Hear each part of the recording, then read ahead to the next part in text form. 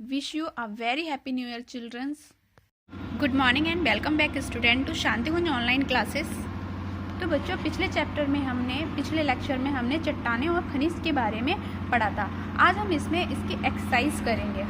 बच्चों, हमारी अभ्यास का पहला क्वेश्चन है सही विकल्प पर सही का निशान लगाइए। पिघला हुआ पदार्थ मैग्मा कहलाता है। लाल किला लाल रंग के बलुआ पत्थर से बना होता है। आगरा में ताजमहल संगमरमर से बना है। हीरा एक अधात्विक खनिज पदार्थ है। पेट्रोलियम का उपयोग वैसलीन बनाने में करते हैं। अब दूसरा क्वेश्चन है रिक्त स्थानों की पूर्ति कीजिए। इसमें पृथ्वी की आंतरिक सतह में अत्यधिक गर्मी होती है। तो पहला आंसर मैंने यहाँ लिख दिया है। खनिज प्रकृति में पाए जाने वाला निर्जीव पदार्थ है। स्लेट माइका का कायंत्रण है। एल्यूमिनियम का अयस्क बॉक्साइड है। प्रकृति में खनिज पदार्थ बहुत सीमित हैं। तीसरे में है गा में हमें सही पे सही और गलत पे गलत का निशान लगाना है। तो देखो बच्चों, अग्नि चट्टानें अपसादी चट्टानों से बनती हैं। नहीं। मृत जीव तथा पौधों के अवशेष हैं। सही। कोयला बिजली घरों में बिजली पैदा करने में प्रयुक्त होता है। सही। कोयले का कायांतरित चट्टान भी कहते हैं। कोयले को कायांतरित चट्टान भी कहते हैं। बिल्कुल सही। संगुटिका अपसादी चट्टान है। बिल्कुल सही। फिर है सही मिलान कीजिए। कोयला अनवीकरणीय, ताजमहल संगमरमर, एल्यूमिनियम से बर्तन भी बनते हैं। अग्नेशैल, ग्रेनाइट, सौर ऊर्जा, सूरज की ऊर्जा। अब है लॉन्ग प्रश्नोत्तर। प्राकृतिक संसाधन से आप क्या समझते हैं? किन्हीं दो प्राकृतिक संसाधनों का महत्व समझाइए। बच्चों, पेज नंबर 57 पे देखो, यहाँ से मिट्टी, जल, वायु, चट्टानों का खनिज महत्वपूर्ण प्राकृतिक संसाधन है। यहाँ से लेकर आपको यहाँ तक लिखना है, बहुत सीमित है।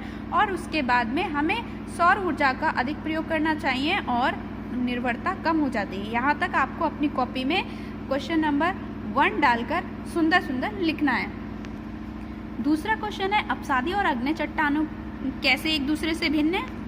क्वेश्चन नंबर दूसरे का आंसर आप पहले लिखेंगे अग्नि चट्टान और उसके बाद यहाँ से लिखना स्टार्ट करेंगे। गर्म पिघलता हुआ पदार्थ ज्वालामुखी के मुख से निकलता है और फिर वो लावा कहलाता है। यहाँ तक लिखना है कि अग्नि चट्टान के नाम से जानी जाती है।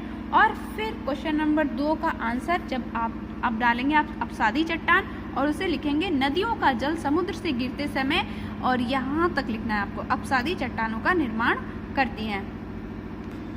फिर है कायांतरित चट्टान किस प्रकार बनती है। बच्चों, क्वेश्चन नंबर 3 का आंसर यहाँ से लिखोगे। कायांतरित चट्टान अपनी आकृति बदलती रहती हैं और कायांतरित चट्टानों के रूप है। यहाँ से पूरा लिखना है आपको यहाँ तक।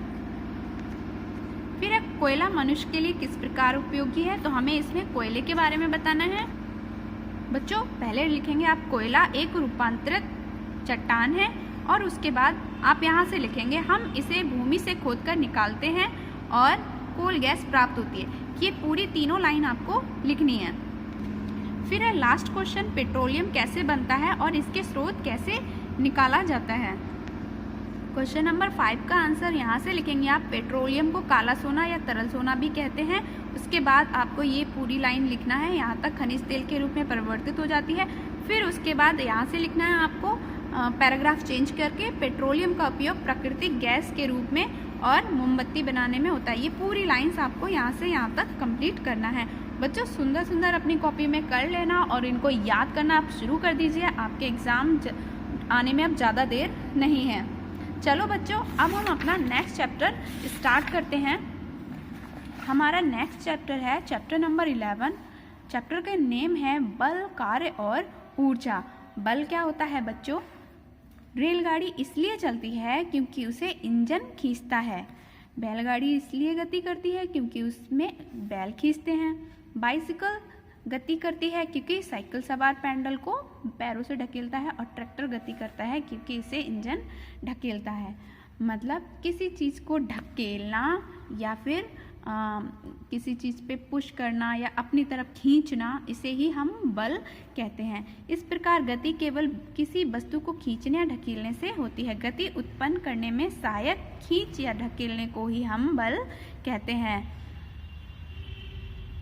अर्थात बल वह बाह्य कारक है जो किसी वस्तु की अथवा गति की अवस्था में परिवर्तन करता है। अगर कोई वस्तु विराम में है तो उसकी अवस्था परिवर्तित कर देगा, अगर कोई वस्तु चल रही है तो भी उसकी अवस्था में परिवर्तित कर देगा।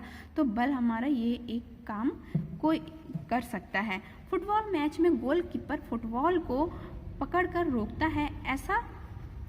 ऐसे अनेक उदाहरण हैं जिनमें बल द्वारा गति वस्तु को रोका जाता है, यानी गतिशील वस्तु को हम रोक सकते हैं बल लगाकर।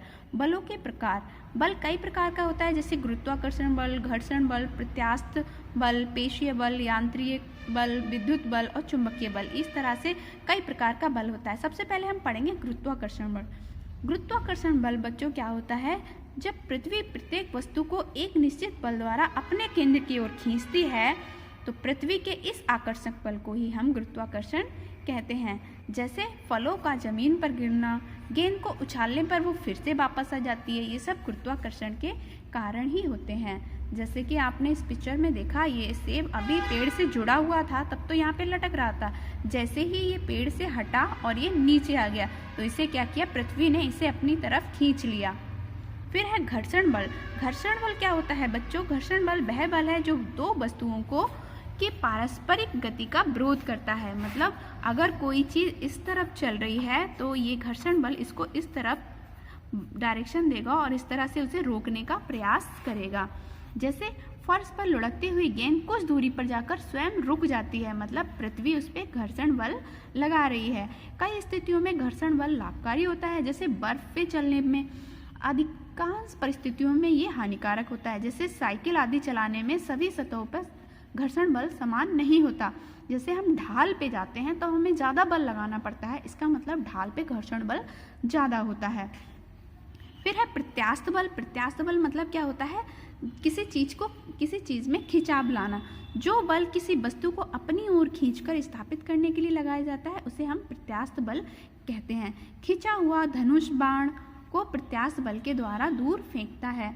खींची हुई गुलेल व दबाए हुए स्प्रिंग भी प्रत्यास्थ बल के ही उदाहरण होते हैं। फिर है पेशीय बल, मस्कुलर फोर्स। जो बल हम अपने शरीर द्वारा लगाते हैं उसे पेशीय बल कहते हैं। भार को कंधे पर उठाने में, बैलगाड़ी को खींचने में और साइकिल को चलाने में पेशीय बल का ही प्रयोग होता है। यांत्रिक बल क्या होता है बच्चों, मैकेनिकल फोर्स होता है, जैसे जो कि मशीन द्वारा लगाया जाता है। एक पत्थर के टुकड़े को गुलेल की सहायता से बड़ी दूर तेज गति से फेंका जाता है। गुलेल की खींची हुई रबड़ में जो बल निहित होता है उसे हम यांत्रिक बल कहते हैं। बंदूक से गोली भी यांत्रिक बल द्वारा ही चलाई जाती है।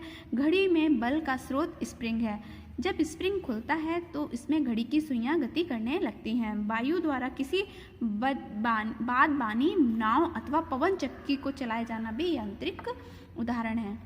फिर होता है बच्चों चुंबकीय बल। चुंबकीय बल क्या होता है, चुंबक द्वारा लगाया गया बल चुंबकीय बल कहता है। यदि हम विभिन्न प्रकार की धातुओं को एक स्थान पर इकट्ठा रखते हैं फिर उसके ऊपर चुंबक घुमाएं तो हम पाएंगे कि उन वस्तुओं में थोड़ा सा लोहे की वस्तुओं ही चुंबक पर उसमें एक बल लग जाता है और लोहे की वस्तु ही चुंबक पर चिपकती है, जबकि अन्य वस्तुएं वहां पहले की तरह ही पड़ी रहती हैं। इससे पता चलता है कि चुंबक में एक बल होता है जिससे वे लोहे से बनी वस्तुओं को अपनी तरफ खींचता है और इसे ही बल को हम बोलते हैं चुंबकीय बल। विद्युत बल क्या होता है बच्चों, विद्युत द्वारा उत्पन्न बल को विद्युत बल कहते हैं। विद्युत बल द्वारा ही अनेक मशीनें चलती हैं। चुंबकीय बल की तरह हम विद्युत बल को भी देख नहीं पाते पर इसके प्रभाव को हम देखते हैं। जैसे विद्युत बल ये क्या करता है, जैसे ही इसमें धारा या करंट फ्लो होने लगती है तो ये चमकने लगता है, रोशनी देता है या गर्मी देता है। टेलीविज़न चलने लगती है, टेलीफोन आदि में चुंबकीय तथा विद्युत बलों का ही प्रयोग होता है। अब है कार्य। बल लगाकर किसी वस्तु को बल की दिशा में विस्थापित करने की क्रिया को कार्य कहते हैं। यानी अगर हमने किसी वस्तु पर बल लगाया और वो वस्तु वहाँ से हट गई तो उसमें क्या हुआ, एक कार्य हो गया। कुर्सी को उठाकर ले जाना, पत्थर उठाना आदि कार्य के ही उदाहरण है। यदि कार्य करने में वस्तु अपने स्थान से नहीं हटती तो किया गया कार्य शून्य माना जाता है, अर्थात उसे कार्य का होना नहीं माना जाता। अतः कार्य होने के लिए गति का होना आवश्यक है।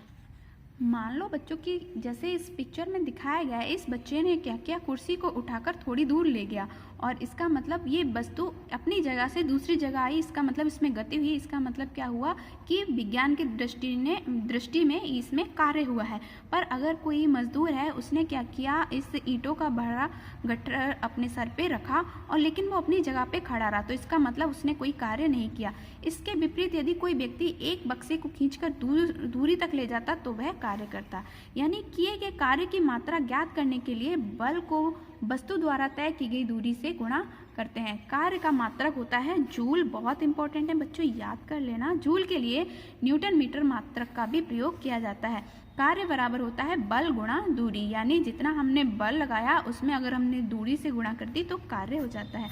तो बच्चों, आज आपने जितना भी मैंने आपको वर्क दिया है प्रीवियस चैप्टर का, वो कंप्लीट कर लेना और इस चैप्टर को फिर से पढ़ना है। ओके बच्चों, नेक्स्ट लेक्चर में फिर मिलते हैं। तब तक के लिए बाय बाय।